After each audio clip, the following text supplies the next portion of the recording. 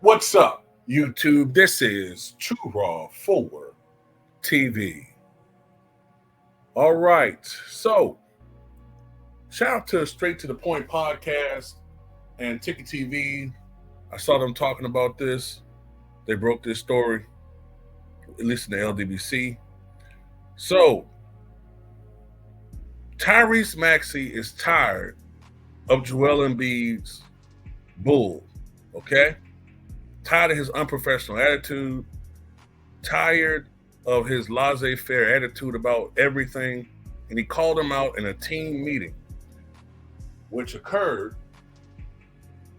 after the Philadelphia 76ers blew a lead to the Miami Heat and fell to 2-11 on the season. Everybody's talking about the Bucks, and rightfully so, but Nick Nurse and the Sixers are getting nothing from BSPN, nothing from fake sports, nothing from the vast majority of so-called NBA fans.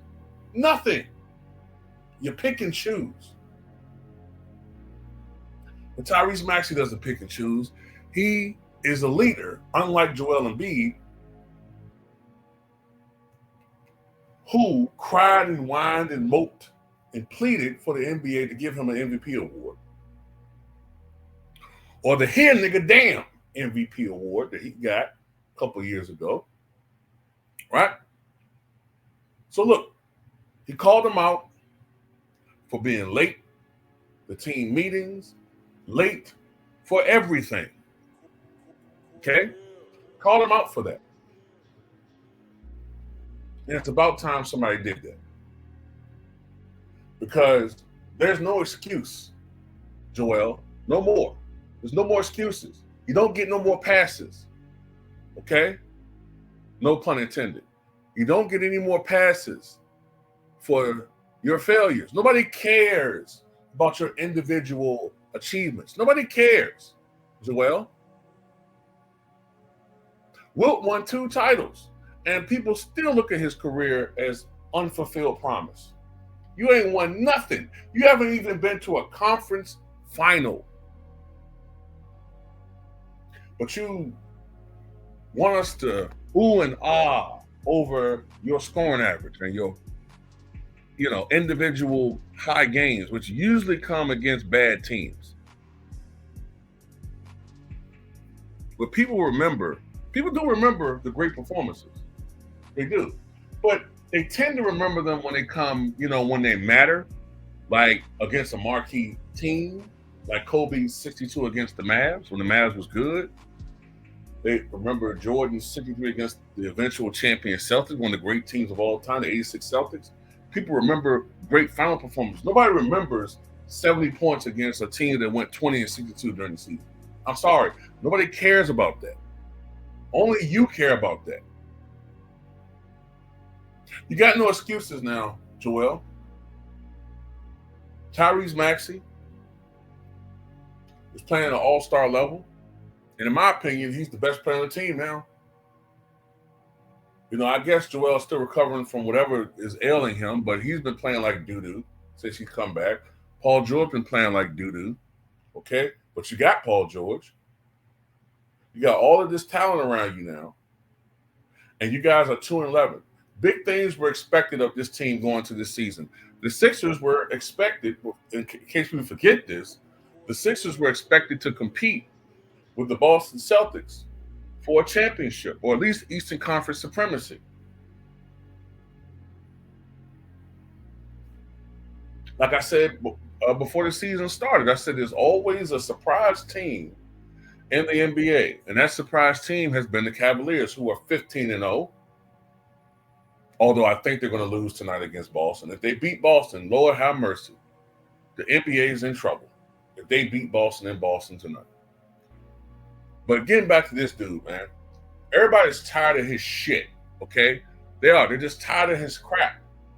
And at the end of the day, I'm glad Tyrese Maxey did what he did. Because somebody from that team needed to say it. Not the media, not one of us, somebody who has intimate knowledge of what's going on with the confines of the team. Him.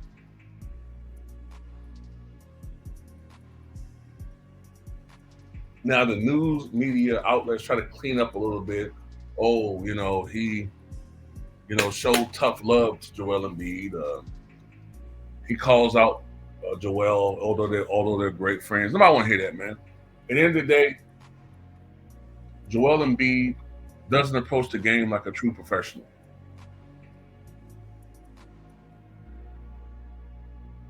He doesn't act like a leader. Does he work hard? I'm pretty sure he does work hard at times, yeah. But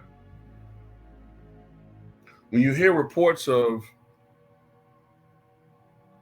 his voracious eating, when you hear reports or read reports that he doesn't work as hard as some of his other teammates, when you remember Jimmy Butler cryptically saying about Joel but didn't say his name, there's some guys that are like, man, but they're not going to be winners because they're more concerned about individual stats and not working on their craft.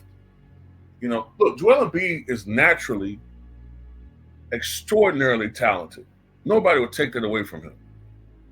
But sometimes when you have that talent, when you have that natural God-given talent that he has worked on, I'm pretty sure he worked on it. Absolutely.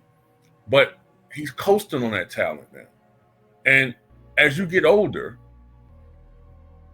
especially if you're a big man, as big as he is, it gets harder to control your weight. And just naturally, your body tends to break down, right? I don't want to go into specifics because we talk about that time and time again. But this is the danger zone for Joel Embiid because Philly's tired of him. Then you go out there and say this stuff about, I'm not playing back-to-backs ever again. Is this really the time to say that? Even if that's a policy of yours, don't. Why would you go out, and the Sixers organization, I should say too, why go out and put that out there? It just perpetuates the image that you guys aren't trying to win. Oh, our best player is not going to play back-to-back, so that's probably going to cost us some games. But yeah, we got to do what we got to do. Oh, so are you guys defending champions? Trying to rest your star player? Or are you a franchise that's never even been out of the second round since when? The Iverson days? I don't think this team been out of the second round since 2001, I think. Yeah, think about that. I know it's been since the Iverson days. Maybe Andre Iguodala had one of the teams. I don't remember that, though. But anyway, the point is, I'm glad Tyrese Maxey called him out, man. I'm glad. They've lost 4 games in a row. And it's at the season is at an absolute brink of absolute disaster. To be honest with you, though, I think as long as Joel Embiid is their featured player, they're never going to win. They're never going to go anywhere. At best, they're going to go in the second round and get eliminated by one of the top 2 teams, whether it's going to be Cleveland, whether it will be, Boston. Hell, as much as Milwaukee struggled, I think Milwaukee would beat them. And that's another thing. Tyrese Maxey also called out Nick Nurse. He also called out Nick Nurse for his lack of coaching, saying they need to be coached harder by him. So he's going through the motions as well. But is anybody going to call him out other than us? Nope.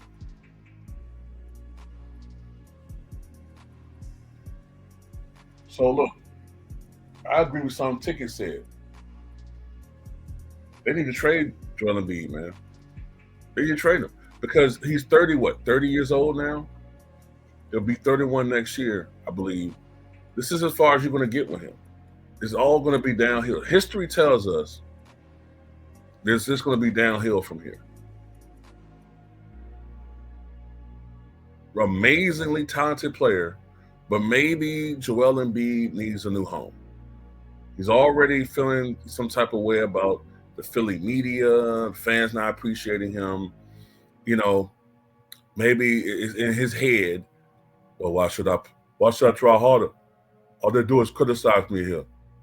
I don't care. I'm going through the motions. I do what I got to do. I leave. I'm going to eat my Burger King burgers. I'm going to put up my 30. I go home. I get some nookie from my wife. I live dream life. I don't need this bullshit. But he's clearly not the leader of this team. You got to pair him up with somebody that's going to light up. You got to pair him up with somebody that's going to light a fire in his ass. Joel Embiid is not. He's talent-wise a franchise player, but he's missing that intangible of being a leader. He's not that. He's not. And I think maybe you need to build a team around Tyrese Maxey. And I would get rid of that other guy too, Paul George. You can't win with those guys, man. Look, it's just at this point, man, it's just history. It's not hating. It's just honest. They're really, really good players. But history repeats itself for a reason, man. Because people don't learn from history. The history suggests that Paul George is a good player who's a screw up. Tried to curse too much in this video, but I want to say something else up. You can't depend on him. You can't depend on Joel Embiid because the same thing happens every year. You know what I'm saying?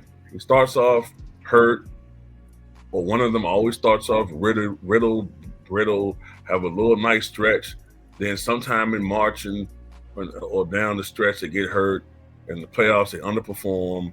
They get eliminated, and they throw their teammates on the bus and don't take responsibility as a star player, especially Joel Embiid. So anyway, that's all I got to say about it. Tell me what you guys think.